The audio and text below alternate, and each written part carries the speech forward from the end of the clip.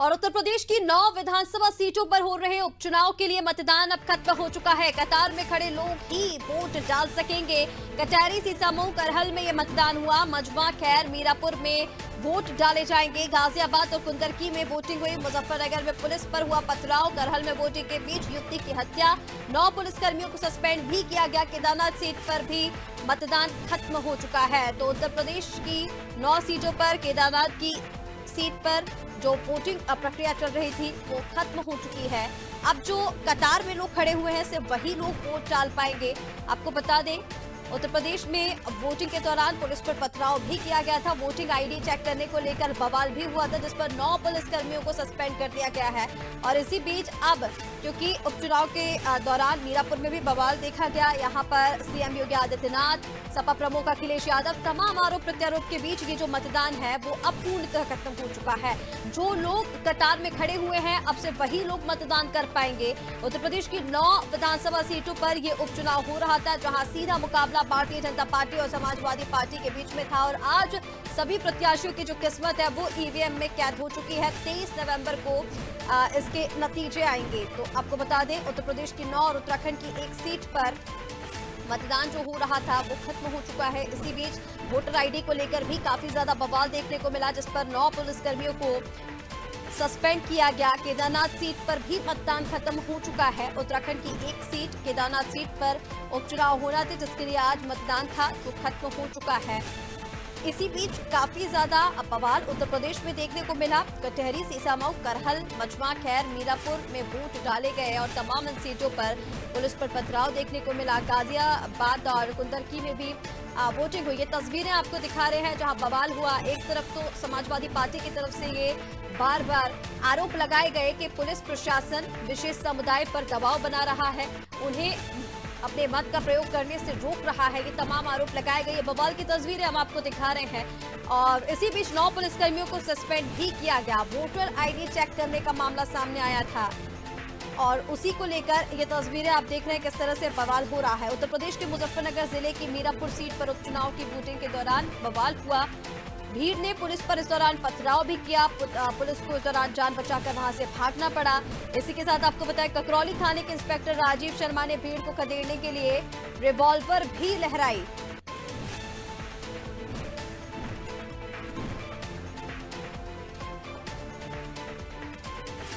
सपा प्रमुख अखिलेश यादव ने एक्स पर रिवॉल्वर ताने हुए इंस्पेक्टर का वीडियो शेयर करते हुए उन्हें निलंबित करने की मांग की थी, जिस पर कार्रवाई की गई है। और चलिए ऐसी पर अपडेट लेंगे उत्तर प्रदेश के अलग अलग जगहों से। और इसी के साथ हमारे साथ देहरादून से भी सहयोगी जुड़ गए हैं। संजय पांडे लखनऊ से संवाददाता हमारे साथ जुड़ गए हैं। इसी के साथ नीतीश शर्मा लखनऊ से संवाददाता हमारे साथ जुड़ गए हैं। मुजफ्फरनगर से तस्लीम राणा हमारे साथ जुड़ गए हैं। साथ ही state bureau head Sonu Singh Dehradun से हमारे साथ जुड़ गए हैं। और शादाब सिद्दीकी लखनऊ से हमारे साथ जुड़ गए हैं। और चलिए सबसे पहले संजय पांडे, मैं आप ही के पास आना चाहूंगी। क्या कुछ अब माहौल देखने को मिल रहा है? देखिए, क्योंकि 5 बज चुके हैं, वोटिंग जो है वो खत्म हो चुकी है। अब जो कतार में लोग खड़े हुए हैं सिर्फ वही लोग अपने मत का प्रयोग कर पाएंगे। और ऐसे में क्योंकि हमने देखा काफी ज्यादा बवाल भी होता हुआ दिखाई दिया, फिलहाल कितना उत्साह वहां पर देखा गया है मतदान को लेकर? और इस बवाल के बीच क्योंकि अब मतदान खत्म हो चुका है, अभी क्या माहौल है?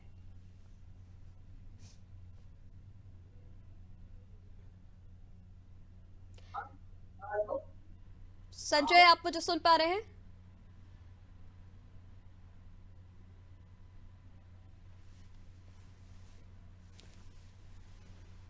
संजय, आप तक मेरी आवाज पहुंच रही है? चलिए, शायद संजय तक आवाज नहीं पहुंच पा रही है, उसे दुरुस्त करने की कोशिश करेंगे। तब तक लखनऊ से हमारे साथ नीतीश भी बने हुए हैं। नीतीश, मैं सीधा आप ही के पास आ रही हूं। क्या कुछ अभी स्थिति देखने को मिल रही है? इतने बवाल के बीच मतदान की प्रक्रिया आखिरकार खत्म हो चुकी है और 9 पुलिसकर्मियों को इसी बीच सस्पेंड भी कर दिया गया है। फिलहाल वहां पर क्या माहौल है? कितना प्रतिशत तक मतदान इन तमाम सीटों पर देखा गया है? ऋषिका, बिल्कुल बताएं, उत्तर प्रदेश में जो 9 विधानसभा सीटों पर उपचुनाव हो रहे थे, कहीं ना कहीं ये सियासी अखाड़ा बन गया और कहीं ना कहीं बयानबाजी की बातें भी सामने निकल कर आई हैं। और इन्हीं सब के बीच में जो पुलिस के साथ झड़पें सामने आई हैं और तमाम आरोप प्रत्यारोप आए, हालांकि उन पर जवाब भी दिया गया। तो हम आपको सबसे पहले बता दें कि अभी 5 बजे की जो घड़ियां थी, जो सुइयां थी, वो कहीं ना कहीं रुक गई। लेकिन ऐसे समय में भी तमाम उत्साहित लोग अभी कतारों में लगे थे। लेकिन अब मतदान की प्रक्रिया को रोक दिया गया है। हालांकि 5 बजे तक का तो अपडेट नहीं आया, लेकिन अगर 3 बजे तक के अपडेट की बात करें ऋषिका, तो मीरापुर में 3 बजे तक 49%, कुंदरकी में 3 बजे तक 49.70%, फूलपुर में 3 बजे तक 36.58, खैर में 3 बजे तक 39%, गाजियाबाद में 27.36 और करहल में 44.64 और इसी के साथ कानपुर की सीसामऊ विधानसभा में 40.29, कटेहरी जो अम्बेडकर नगर विधानसभा है वहां से 49.43 और मिर्जापुर की मझवा से 43.64 प्रतिशत मतदान दर्ज किया गया। अगर इस मतदान के तुलनात्मक अध्ययन करें तो कानपुर की जो काफी ज्यादा हॉट सीट मानी जाती थी सीसामऊ, वहां से सबसे कम मतदान दर्ज किया गया है। वहां से जो तस्वीरें सामने आई, वहां से जो भारतीय जनता पार्टी के प्रत्याशी रहे उनके ऊपर पथराव की खबरें भी सामने निकल कर रही हैं। इसी के साथ आरोप प्रत्यारोप का दौर भी लगातार जारी रहा। अगर बात करें उत्तर प्रदेश में पुलिस पर भी एक बड़ी कार्रवाई की गई है, क्योंकि आयोग ने इसे अनुशासनहीनता माना है और उत्तर प्रदेश के पूर्व मुख्यमंत्री रह चुके अखिलेश यादव ने लगातार तमाम जो ऐसे मामले थे उनको लेकर न सिर्फ सोशल मीडिया के एक्स हैंडल पर पोस्ट किया, बल्कि समाजवादी पार्टी के कार्यकर्ता जो तमाम थे वो लगातार सोशल मीडिया पर वीडियो बनाकर अपलोड कर रहे थे, जो वर्तमान समय में सोशल मीडिया के गलियारे पे खूब ज्यादा वायरल है। अगर राजनीतिक परिदृश्य से इस चुनाव की बात करें ऋषिका, तो ये चुनाव अत्यंत महत्वपूर्ण हो जाता है, क्योंकि इसे साफ तौर पर 2027 के मुख्य विधानसभा चुनाव के लिए एक लिटमस पेपर के तौर पर देखा जा रहा है और कहीं ना कहीं तमाम राजनीतिक दल इसे सेमीफाइनल के तौर पर मान रहे हैं और ये जान रहे हैं कि अगर इसमें जीत या हार का फासला आया सामने, जीत होती है या हार होती है, तो ये जवाब कहीं ना कहीं जनता को उनको देना पड़ेगा, क्योंकि आने वाले समय में इस हिसाब से बात करेंगे। बिल्कुल नीतीश, इस तरह से आप बता रहे हैं, देखिए सेमीफाइनल के तौर पर इसे देखा जा रहा था, काफी ज्यादा इसके लिए हमने देखा चुनावी प्रचार हुआ और शायद किसी चुनाव में पहली बार ही ऐसा हुआ होगा जब इतनी बड़ी कार्रवाई पुलिसकर्मियों पर की गई। 9 पुलिसकर्मियों को सस्पेंड कर दिया गया है। फिलहाल मैं आपके पास लौटती हूँ, हमारे साथ तस्लीम भी जुड़े हुए हैं मुजफ्फरनगर से। तस्लीम, मैं सीधा आप ही का रुख करना चाहूंगी, क्या कुछ तस्वीरें मुजफ्फरनगर से सामने आ रही हैं? बवाल के बीच मतदान तो खत्म हो चुका है, क्या प्रतिशत रहा, जनता में कितना उत्साह इस दौरान देखा गया? देखिए बिल्कुल, अगर 3 बजे तक के हम मतदान प्रतिशत की बात करें तो 3 बजे तक 49% मतदान हुआ। लगातार सुबह से ही मतदाता मतदान करने के लिए काफी संख्या में बूथों पर पहुंच रहे हैं, लेकिन जिस तरह की खबरें सामने आ रही थी कि पुलिस रोक रही है, तरह तरह के आरोप पुलिस पर आज सुबह से ही लग रहे थे। लगातार जो तमाम विपक्षी पार्टियों के नेता हैं वो पुलिस पर गंभीर आरोप लगा रहे थे। ऐसे में 3 बजे तक 49% मतदान हुआ है। वहीं हालांकि अभी तक 5 बजे तक का अपडेट मतदान प्रतिशत का नहीं आया, कुछ ही देर में जारी कर दिया जाएगा। वहीं बता दें, जो ये उपचुनाव थे, उपचुनाव को तमाम पार्टियां कहीं ना कहीं 2000 जो आगामी विधानसभा चुनाव है उनका सेमीफाइनल मानकर चल रही है, जिसको लेकर कहीं ना कहीं तमाम पार्टियों ने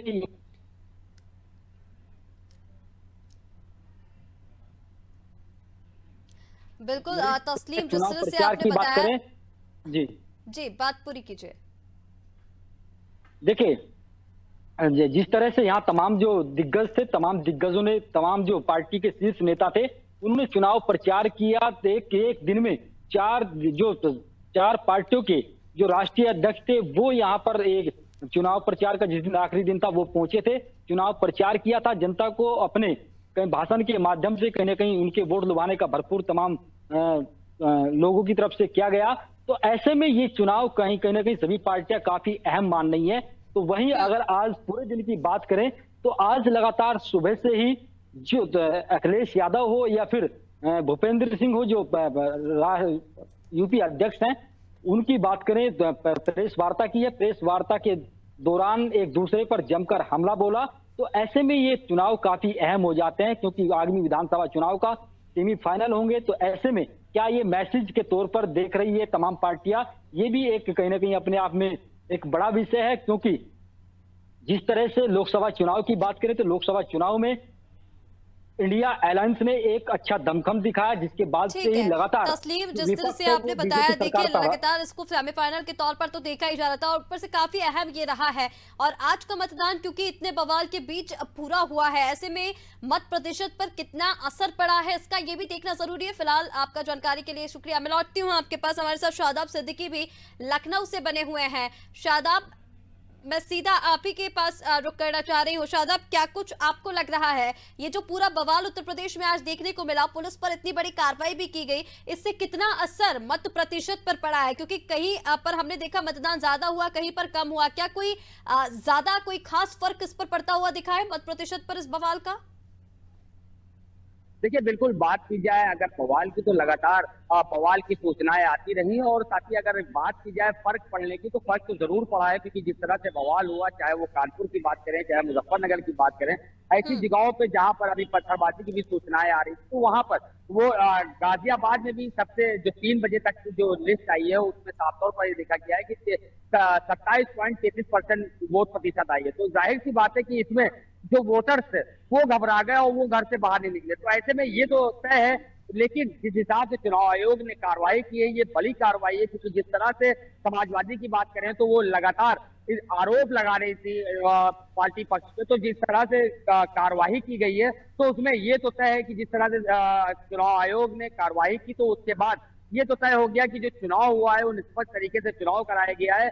लेकिन चुनाव आयोग ने रात में ही बयान जारी कर दिया था, उसके बाद भी जिस तरह से पुलिस ने आज ये हरकत की है, क्यों अधिकारियों ने उनको नहीं रोका, चाहे वो एसआई हो, चाहे वो सिपाही हो। अगर अधिकारी उनको रोक देते तो शायद ये बवाल ना होता और ये वोट प्रतिशत भी बढ़ सकता था।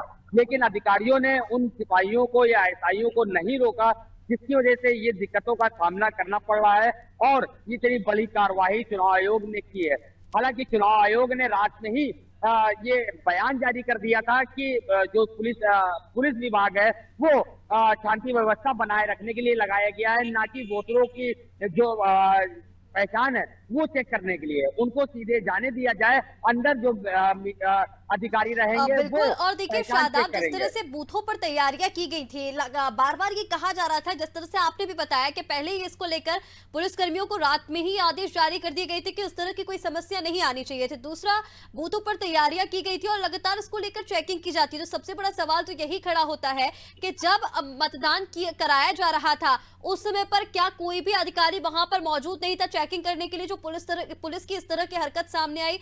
दूसरा, क्योंकि देखिए इसका खास असर मत प्रतिशत पर तो पड़ा ही है, क्योंकि जिस तरह से बवाल सामने आया है, एक अखिलेश यादव या फिर समाजवादी पार्टी की तरफ से ये जो आरोप लगाया जा रहा था कि विशेष समुदाय को रोका जा रहा है, प्रशासन उन पर किसी तरह के दबाव बनाए जा रहे हैं, यानी अब इससे ये सच साबित हो रहा है जिस तरह की कार्रवाई पुलिस के ऊपर देखने को मिली है।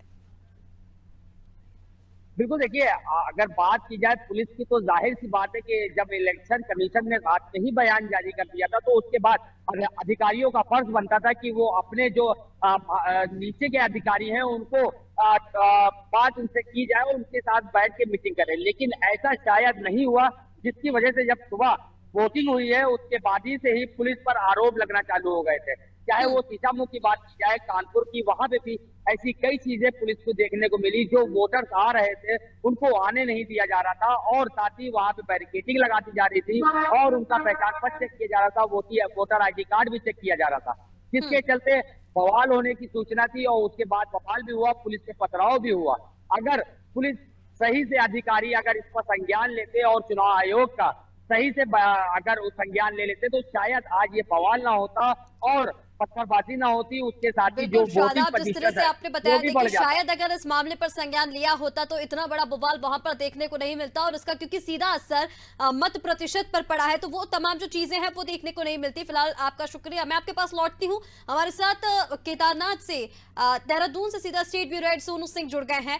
सोनू, मैं सीधा आप ही के पास आ रही हूँ और देखिए केदारनाथ सीट की चर्चा तो काफी समय पहले से ही हो रही थी, क्योंकि उपचुनाव इस पर होना थे। जब से ये सीट खाली हुई है तब से इस सीट की चर्चा थी और दबाव कहीं ना कहीं दोनों ही पार्टियों पर था, चाहे हम बीजेपी की बात करें, कांग्रेस की बात करें, क्योंकि बार बार ये कहा जा रहा था कि केदारनाथ की सीट पर जो उपचुनाव हो रहे हैं वो नाक की लड़ाई है दोनों ही पार्टियों के लिए। क्या माहौल आज वहां पर पूरे दिन का रहा है, मत प्रतिशत क्या रहा और मतदाताओं में क्या उत्साह आज पूरा दिन देखने को मिला है? सोनू,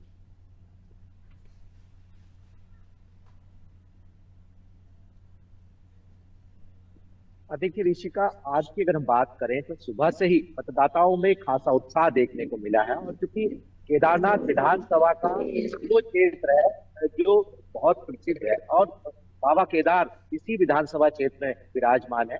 केदारनाथ धाम की जो यात्रा है वो विश्व प्रसिद्ध है, और इसके साथ साथ मुख्य मुकाबला जो है वो राज्य की सत्ताधारी पार्टी बीजेपी के प्रत्याशी और राज्य की मुख्य विपक्षी पार्टी कांग्रेस के जो प्रत्याशी हैं इनमें ही माना जा रहा था। निर्वाचन आयोग के स्तर से समर्थक हैं, नेता हैं, उनके स्तर से अपील की जा रही थी कि सभी मतदाता बढ़ चढ़ करके मतदान का उपयोग करें। और ये जो उपचुनाव है, ये सामान्य चुनाव से भी ज्यादा हाई प्रोफाइल चुनाव हो गया। और ये जो मुख्य मुकाबला है, हालांकि इस पूरे के पूरे केदारनाथ उपचुनाव में 6 प्रत्याशी चुनावी मैदान में है, बावजूद इसके जो मुख्य मुकाबला है वो बीजेपी और कांग्रेस में है। और लगातार एक के बाद एक चरण के जब मतदान का प्रतिशत सामने आए तो निश्चित तौर पर सुबह के समय में जरूर मतदान प्रतिशत कम था। जब पहले जो आंकड़े हैं वो निर्वाचन आयोग की तरफ से जारी किए गए, उसके बाद फिर मत प्रतिशत बढ़ा। और अभी तक जो हमें जानकारी मिल रही, जो लेटेस्ट आंकड़े जारी किए गए, वो 50% से ज्यादा का मतदान हो गया। अभी भी कुछ मतदाता कई मतदान केंद्रों पर मतदान कर रहे हैं, तो फाइनल आंकड़े आने में अभी थोड़ा वक्त लगेगा, क्योंकि लगातार मतदान का सिलसिला जारी है। और ऐसे में जो उत्तराखंड की केदारनाथ विधानसभा, इस पर जो उपचुनाव हो रहे हैं, शांतिपूर्ण ढंग से उपचुनाव संपन्न होने जा रहे हैं। और शांतिपूर्ण ढंग से चुनाव तो वहां पर कराए जा रहे हैं। और जैसा आपने कहा, क्योंकि जो फाइनल आंकड़े हैं वो अभी आना बाकी है, लेकिन यहाँ पर जो हम कहे मुख्य फैक्टर क्या काम करते हुए नजर आए, मतलब जनता ने किन मुद्दों को ध्यान में रखते हुए आज यहाँ पर अपने मत का प्रयोग किया है? क्या जिस तरह की बातें धर्म को लेकर की जा रही थी, क्योंकि अभी बीच में शंकराचार्य का भी एक बयान सामने आया था, अभी मुक्तेश्वर महाराज का, उनका ये कहना था कि केदारनाथ का उपयोग सिर्फ पूजा अर्चना के लिए होना चाहिए, राजनीति में इसका उपयोग नहीं होना चाहिए। तो क्या वो फैक्टर भी अभी जनता के बीच में दिखाई दिया आज के दिन आपको? देखिए, बहुत महत्वपूर्ण सवाल आपका है। ये बात बिल्कुल सही है कि ये एक धार्मिक स्थल है और विश्व प्रसिद्ध स्थल है। और ऐसे में बड़े मनोभाव के साथ तमाम लोग यहाँ आस्था के भाव के साथ यहाँ दर्शन करने के लिए पहुंचते हैं, आशीर्वाद और पुण्य प्राप्त करने के लिए पहुंचते हैं। और ऐसे में अगर यहाँ पर सियासत होती है तो जो संत समाज के जो खास तौर से संत हैं वो इसको स्वीकार नहीं करते। और जिस बयान का आप जिक्र कर रहे हैं, ये उसी परिप्रेक्ष्य में बयान दिया गया है। जहां तक केदारनाथ पर उपचुनाव की बात है, देखिए, यहाँ की जनता जो है वो पहले से ही इस बात को जानती है कि यहाँ इस क्षेत्र का विकास जो है वो आखिर कौन कर सकता है। और चुनाव की आदर्श आचार संहिता लागू होने से पहले ही उत्तराखंड के मुख्यमंत्री ने तमाम योजनाओं का एक पिटारा। ठीक है सोनू, जिस तरह से आपने बताया, देखिए काफी सारे महत्वपूर्ण मुद्दे रहे इस केदारनाथ सीट को लेकर, क्योंकि एक ही सीट पर उपचुनाव था और दोनों पार्टियों ने पुरजोर तरीके से यहाँ पर प्रचार भी किया। लेकिन देखना होगा अब तो प्रत्याशियों की किस्मत ईवीएम में कैद हो चुकी है कि जनता किसको चुनती है। फिलहाल उत्तर प्रदेश की 9 सीटों पर और केदारनाथ की एक सीट पर उपचुनाव के लिए जो वोटिंग हो रही थी वो खत्म हो चुकी है। जैसे कि आपको बताया कि अब जो लोग कतार में खड़े होंगे सिर्फ उन्हीं को अपने मत का प्रयोग करने की यहाँ पर इजाजत होगी। मतदान की प्रक्रिया खत्म हो चुकी है, मत प्रतिशत जो है वो लगभग ठीक ही रहा सब सीटों पर, लेकिन जो बवाल उत्तर प्रदेश में हुआ उससे वोटिंग पर खासा असर पड़ा है। फिलहाल प्रत्याशियों की किस्मत ईवीएम में कैद। 23 नवंबर को नतीजे आएंगे, देखना होगा कि जीत का ताज किसके सर सजता है।